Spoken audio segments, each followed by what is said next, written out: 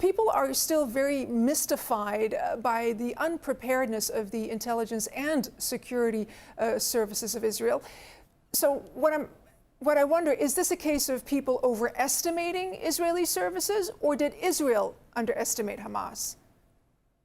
I think the latter. Israel holds Hamas in fairly poor regard. So this is a tactical surprise, not a strategic surprise. Bear in mind, Israel has a strategy called mowing the lawn, which means regular wars or small wars against Hamas. There's been 7 since 2008. So it's just a matter of time before there was another one. But it's a tactical surprise as far as the scale of the attack and the timing of it. That has clearly shocked the Israelis. How long can Hamas keep this up now? The Israeli Prime Minister has, basically declared war on Hamas. Not basically, but he has declared war on Hamas. And especially in the event of a potential Israeli ground offensive. Are they prepared to confront that? So I think that Hamas has been chasing a couple of things here. The first one is that Hamas wants to be treated, if you like, as a regular state and wants to sit down and talk peace with the Israelis. But that means a compromise on both sides. The Israelis have never been willing to compromise before. I think that Hamas has looked back 50 years. Bear in mind that this is the 50th anniversary of the Yom Kippur War, where the Egyptians started a war purely to get the Israelis to the negotiating table. And I think this particular war might be similar.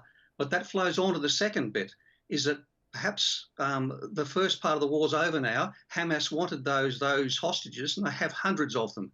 And so the Israelis mounting a ground offensive into Gaza, as they're talking about, will be very, very difficult. So I think the hostages are a part of this as well. I think the future path of the war depends upon those hostages. It depends on those hostages because you think they'll be used as human shields? Very much so. The Israelis have complete control over Gaza. They can drop bombs anywhere and kill anybody. The only thing stopping them will be concern about them also killing hostages. What do you attribute Hamas's improved capabilities that have allowed them to carry out an operation of this scale? It's the old story that people everywhere are very smart, and the Israelis have been teaching them. As I said, there's been about 7 wars, large and small, since 2008. So Hamas has now found a way through the Israeli strategy. One of the outcomes of this war will be that Israel will have to change its mowing the lawn strategy and come up with something new.